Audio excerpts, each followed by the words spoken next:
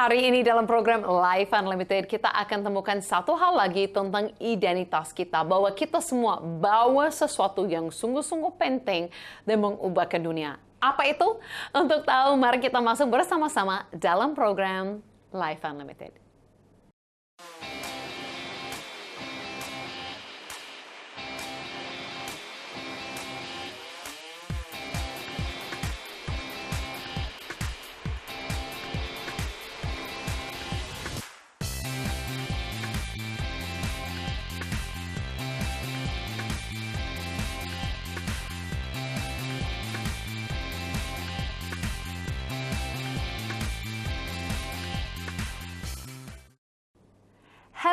Halo kepada semua pemirsa Life Unlimited. Apa kabar semuanya? Saya harap semua dalam keadaan baik-baik, sehat-sehat, dan luar biasa. Tapi kalau ada yang dalam keadaan yang kurang baik, jangan sedih lah ya. Kenapa? Karena kita akan ada kesempatan untuk hubungi kami di call center setelah program ini selesai. Kita boleh saling mendoakan ya, dan saling melihat mukjizat terjadi. Dan apalagi, kenapa kita tidak akan menjadi orang yang putus asa hari ini? Karena hari ini kita akan temukan satu jawaban, satu solusi bahwa kita semua adalah orang yang membawa pengharapan. Wah, itu penting sekali. Sungguh-sungguh penting sekali. Tapi sebelum kita masuk dan belajar bersama-sama tentang identitas kita hari ini dalam program Life Unlimited, saya akan mengajak kita semua untuk marilah kita juga bertemanan ya. Boleh di social media, boleh ikut follow, subscribe di YouTube, TikTok, Facebook, Instagram, semua itu ada supaya kita juga bisa memiliki hubungan di luar pada program Life Unlimited ini. Dan seperti saya katakan tadi, setelah setiap program ada tim Life Unlimited, ada call center. Jadi boleh hubungi kami, boleh segera kirim WhatsApp kepada kami. Setiap bulan ada pemirsa yang hubungi kami, kirim WhatsApp kepada kami, dan setiap bulan kami terima laporan-laporan. Setiap bulan ada mukjizat-mukjizat, laporan-laporan tentang yang luar biasa yang Tuhan lakukan. Seperti hari ini saya akan membaca ada seorang ibu dari Kalimantan Timur. Nah, kemarin dia meminta doa karena tidak dapat pekerjaan. Sampai merasa sangat setung dengan keadaan. Dia merasa mungkin sudah mulai seperti kita bahas hari ini. Apakah sudah mulai mungkin jenuh atau putus asa dengan apa yang terjadi. Tetapi setelah didoakan, 4 hari kemudian memberi kabar. Demikian saya akan membaca. Dia berkata, "Shalom Bu, saya mau ucapkan terima kasih atas doanya. Tuhan itu sangat baik." Saya setuju. Dia berkata apa? "Sekarang aku sudah mendapat pekerjaan. Sekali lagi terima kasih atas doanya." Ya, kami juga ucapkan terima kasih sudah hubungi tim daripada Life Unlimited. Dan memang kita bersyukur. Kenapa? Karena kalau kita bersama-sama belajar seperti ini, tidak ada alasan lagi untuk putus asa. Tapi kita semua akan menjadi apa? Pembawa pengharapan. Ya, betul sekali. Itu tema untuk kita hari ini dalam program Life Unlimited, dalam episode ini, di mana kita akan belajar kita semua identitas yang kita memiliki. Itu adalah series yang kita masuk sekarang, dan salah satunya adalah apa? Kita adalah pembawa pengharapan. Nah, kenapa itu penting? Karena saya mau kita semua menyadari, saya harap kita semua tangkap hari ini. Kita, setiap orang, kita semua, orang yang percaya kepada Yesus, bukan saja memiliki pengharapan, itu sudah penting. Tetapi kita semua menjadi bukan saja yang memiliki pengharapan, kita menjadi pembawa pengharapan kepada orang lain. Kenapa ini sangat penting sekali? Karena dunia sekarang ini, kalau kita lihat sekeliling kita, buka berita setiap hari, ya buka social media setiap hari, yang kita lihat sekitar kita, bukan saja di bangsa kita, tapi di seluruh dunia adalah orang putus asa dan depresi. Sepertinya orang hidup tanpa pengharapan. Nah, tanpa pengharapan itu sesuatu yang sungguh-sungguh bahaya. Kalau saat tidak ada harapan lagi, sering sekali itu artinya kalau tidak ada harapan, merasa tidak ada alasan lagi untuk hidup, itu menjadi sesuatu yang sungguh-sungguh bahaya kepada kita. Kita bisa lihat itu terjadi di dunia sekarang ini. Tapi kita bukan seperti itu. Kita memiliki identitas beda dengan orang yang di dunia.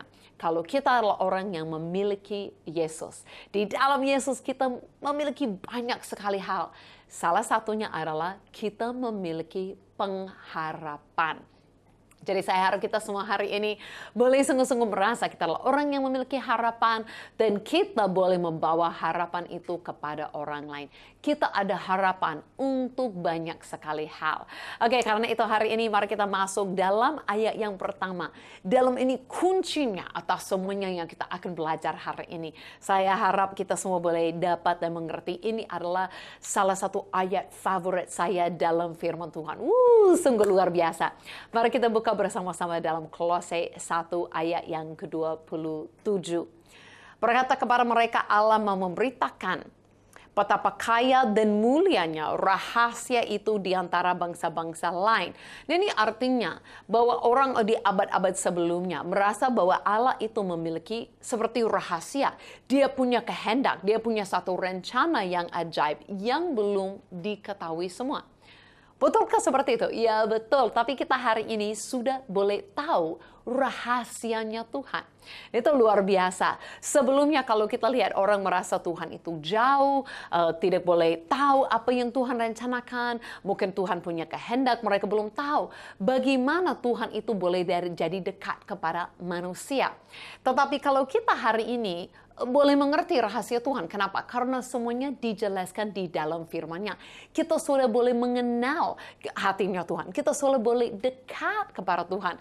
Kita adalah orang sekarang di dalam dunia ini setelah Yesus sudah datang. Nah, kalau Yesus sudah datang, praktik hati Tuhan sudah jelas, kehendak Tuhan sudah jelas, kita sudah bisa melihat rencana Tuhan dari jauh-jauh hari untuk seseorang juru selamat. Tuhan itu sendiri mau turun dari surga, jadi manusia, menjadi pengganti bagi kita, selamatkan kita dari dosa, ambil hukuman mati bagi kita. Jadi kita sudah bisa lihat rahasia Tuhan, cara Tuhan akan selamatkan manusia yang hilang. Sudah jelas, sudah terlihat di dalam pribadi Yesus. Makanya dikatakan dalam ayat ini, kalau ada rahasia Tuhan, yang mau, yang mulia, yang kaya, yang luar biasa, yang mau diberitakan kepada semua bangsa-bangsa lain, termasuk kita semua. Orang Indonesia, orang Kanada, ya orang kita semua bangsa-bangsa berkata apa? Ya itu. Jadi diceritakan di sini apa itu? Berkata apa? Kristus ada di tengah-tengah kamu. Kristus yang adalah pengharapan akan kemuliaan. Nah ini dua hal. Perkataan yang pertama ini adalah Kristus di tengah-tengah kamu. Atau kalau di terjemahan lain berkata seperti ini. Kristus yang di dalam kamu. Kalau kita tahu hari ini, kita adalah orang yang percaya kepada Yesus. Bukan saja kita percaya kepada Yesus yang pernah di dunia ini, yang sudah disalibkan, yang sudah bangkit, yang sudah naik ke surga. Tapi kita tahu bahwa Yesus naik ke surga itu dengan tujuan untuk mengutus rohnya. Yaitu Roh Kudus, tapi itu roh yang datang dari para Tuhan. Yang akan tinggal di dalam kita. Hadiratnya ada bersama dengan kita. Jadi kita bisa katakan hari ini kita memiliki roh yang diutus daripada Yesus. Seperti memiliki semua milik Yesus itu di dalam diri kita. Jadi kita bukan lagi orang yang merasa jauh daripada Tuhan. Bukan yang dulu-dulu mereka harus ikut awan, mereka harus lihat api, mereka harus dipimpin. Mungkin dari imam besar, dari orang lain. Mereka merasa ada jaraknya. Mungkin Tuhan hadir di satu tempat saja. Dan mereka harus jauh-jauh datang kepada Tuhan. Itu bukan bagian kita lagi. Kabar baik untuk kita hari ini. Rahasia Tuhan sudah jelas, sudah diketahui kita semua. Bahwa yang paling mulia, yang paling indah yang Tuhan miliki itu adalah hadirat Tuhan itu. Roh yang daripada Yesus itu sudah ada di dalam diri kita. Saat kita percaya kepada Yesus, kita bukan saja memiliki keselamatan yang akan datang. Kita memiliki hadirat Tuhan di dalam diri kita. Wow, itu luar biasa. Jadi untuk setiap orang yang percaya kepada Yesus. Kalau ada yang belum percaya kepada Yesus, saya beri kesempatan dalam episode hari ini pun untuk percaya kepada Yesus. Karena percaya kepada Yesus berkata di sini apa? Satu, kita memiliki hadiratnya di dalam kita. Tapi yang kedua berkata apa? Itu adalah pengharapan akan kemuliaan. Kristus yang adalah pengharapan akan kemuliaan. Jadi bukan saja Yesus hadir bersama dengan kita hari ini. Dia hadapi semuanya yang bersama dengan kita. Dia menolong kita setiap hari yang ada di sini di dunia ini.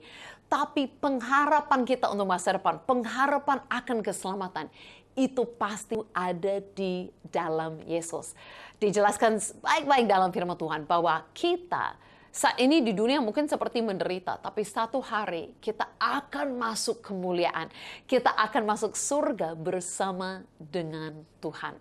Itu sungguh-sungguh indah dan luar biasa. Jadi pengharapan bukan suatu perasaan. Dengar saya baik, pengharapan itu perasaan. Pengharapan adalah pribadi Yesus yang hidup. Yesus pernah mati untuk kita. Yesus pernah ambil dosa kita, mati, dikuburkan. Tapi pada hari yang ketiga, dia bangkit. Dia naik ke surga. Hari ini dia hidup. Dan bukan saja hidup di surga, tapi dia mengutus rohnya hidup di dalam kita. Jadi kita bukan orang yang putus asa. Taulah identitasmu. Setiap orang yang percaya kepada Yesus adalah orang yang memiliki pengharapan dan pengharapan yang hidup. Jadi pengharapan kita adalah pribadi Yesus. Dan Yesus itu bukan seseorang yang dulu mati, dulu seseorang yang baik, dulu seseorang guru, dulu seseorang nabi, dulu seseorang yang melakukan mukjizat, dulu seseorang siapa yang ada di dunia. Yesus adalah Yesus yang hidup. Yesus adalah Tuhan yang mati bagi kita, bangkit bagi kita, naik ke surga, tetap hidup bagi kita. Dan dia pribadi adalah pengharapan kita. Jadi siapa yang adalah Yesus? Memiliki Yesus adalah orang yang memiliki pengharapan. Wow, ini mengingatkan saya tentang bukan saja salah satu ayat favorit saya, tapi tentang satu lagu favorit saya juga. Oke, ini lagu bahasa Inggris, Living Hope, artinya apa? Pengharapan yang hidup. Ceritakan bagaimana Yesus itu bangkit. Karena Yesus bangkit dan hidup, kita semua memiliki pengharapan yang hidup. Mari kita masuk dan menyembah Tuhan bersama-sama dalam lagu ini.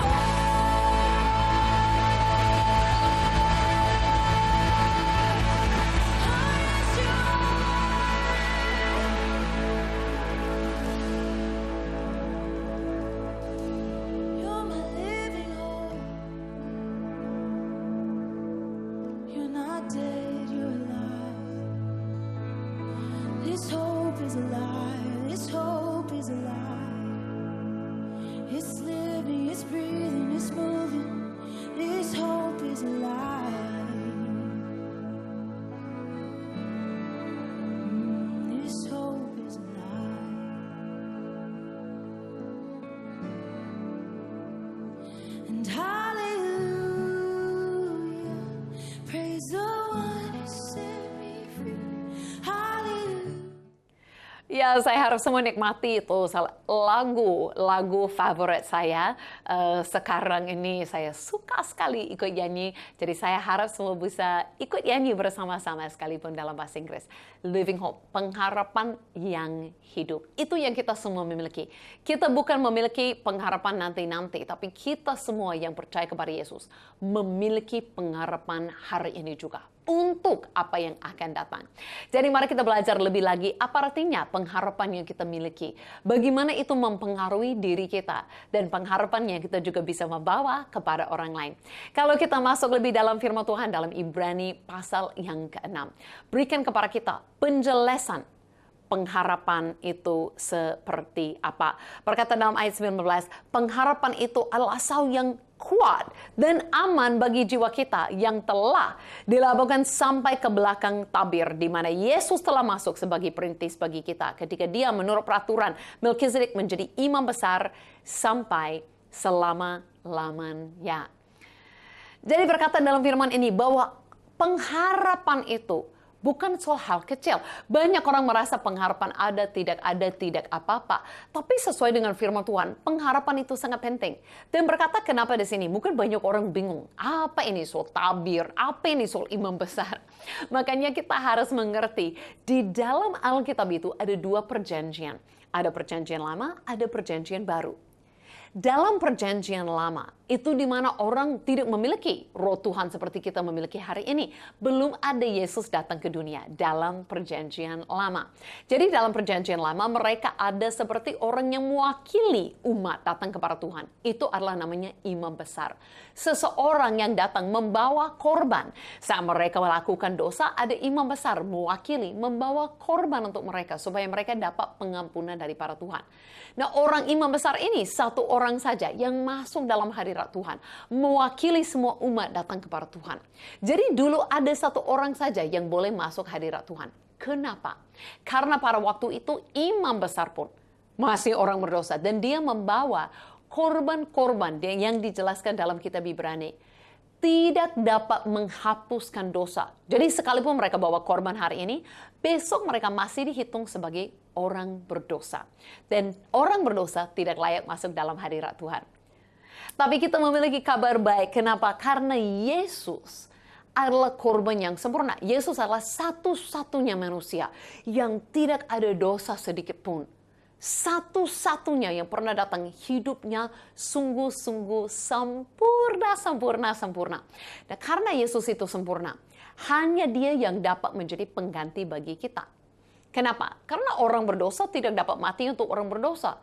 Orang berdosa itu harus terima hukuman atas dosa mereka.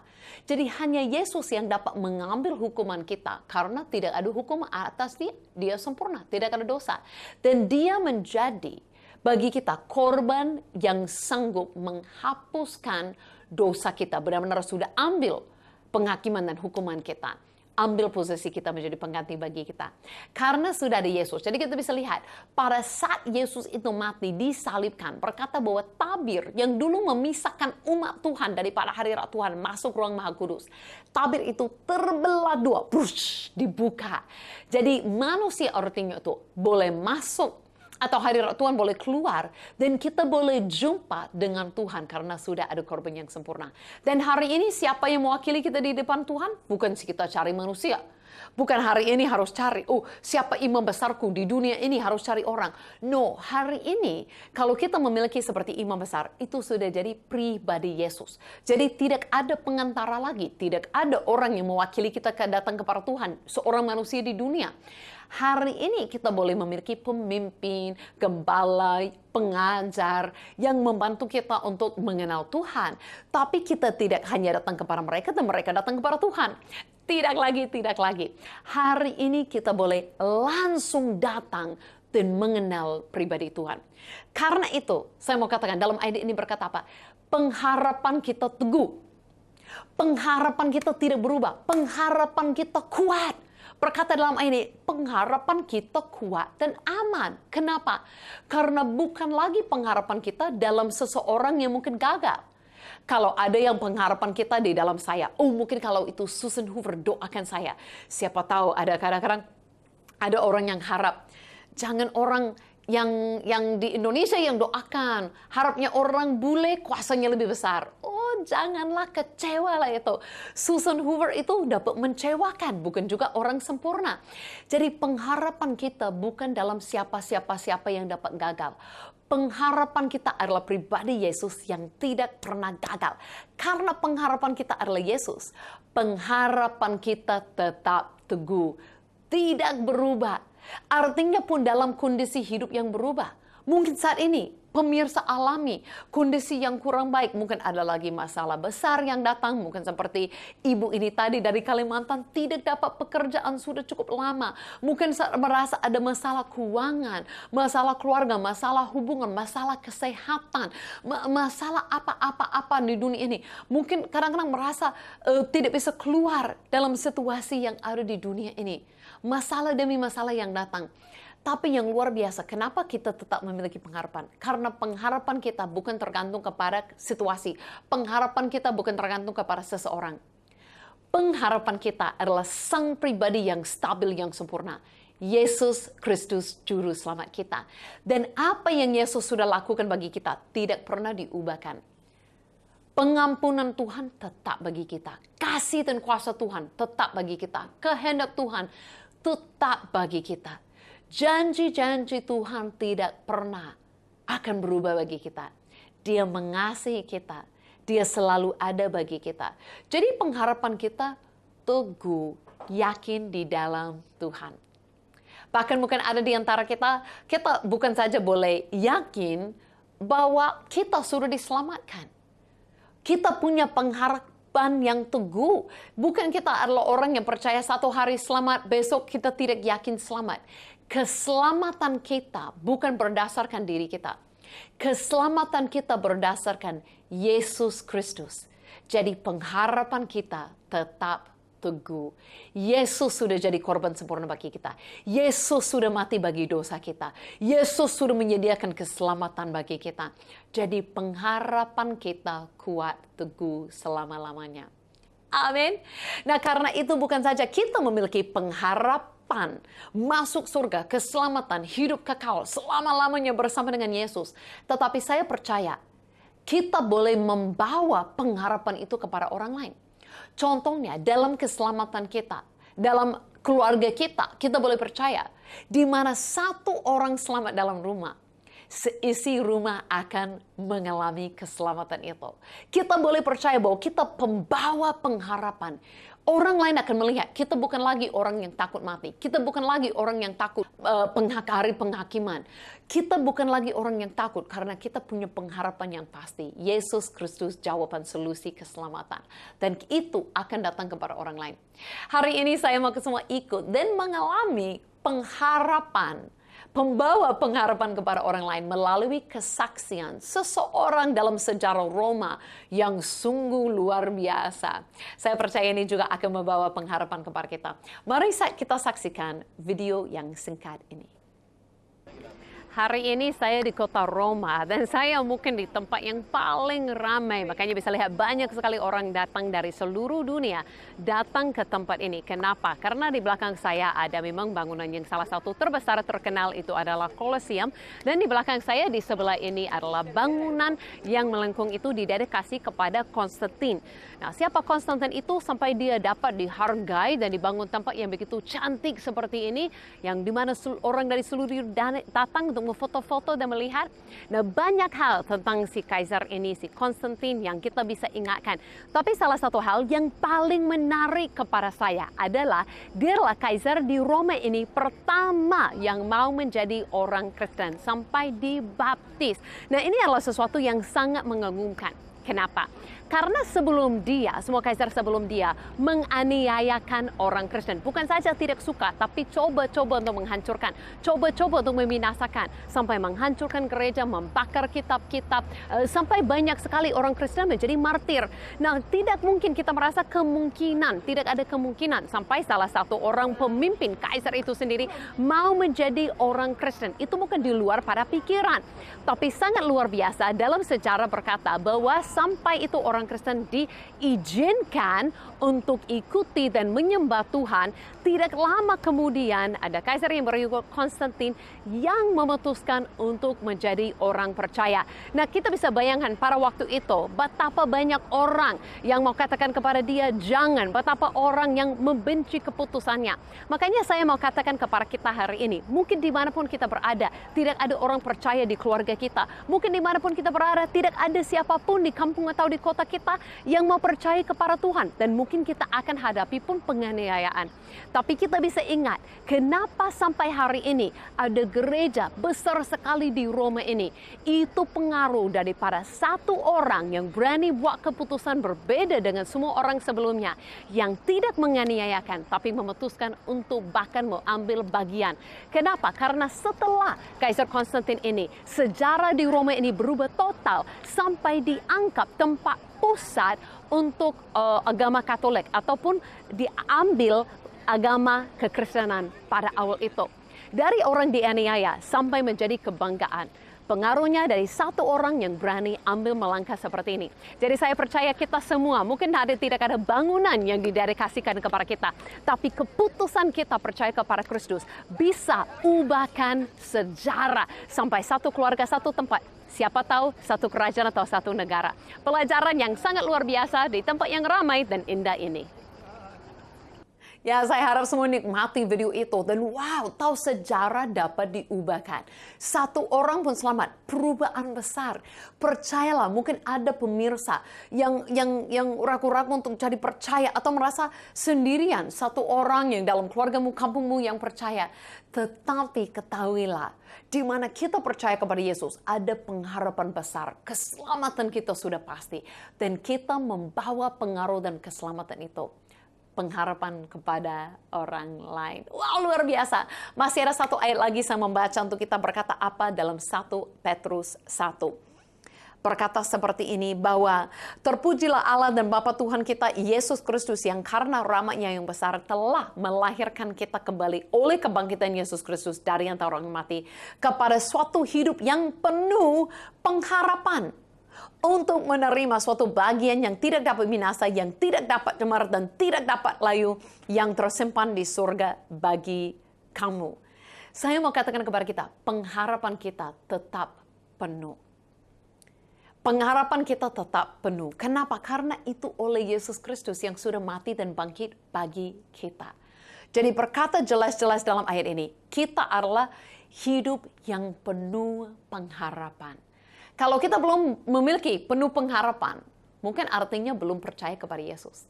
Tetapi orang yang sudah percaya kepada Yesus memiliki hidup yang penuh pengharapan. Nah, bukan berkata pengharapan itu untuk jadi kaya, hidup tidak ada masalah. Yesus tidak janji seperti itu.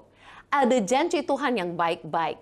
Ada tahu bahwa Tuhan punya hati yang baik bagi kita dan Dia selalu akan menolong kita. Dia selalu akan beri kekuatan, beri damai. Ya, Dia selalu akan memang menolong kita selama kita ada di dunia ini. Tapi kita pun punya pengharapan untuk sesuatu yang jauh lebih besar daripada itu.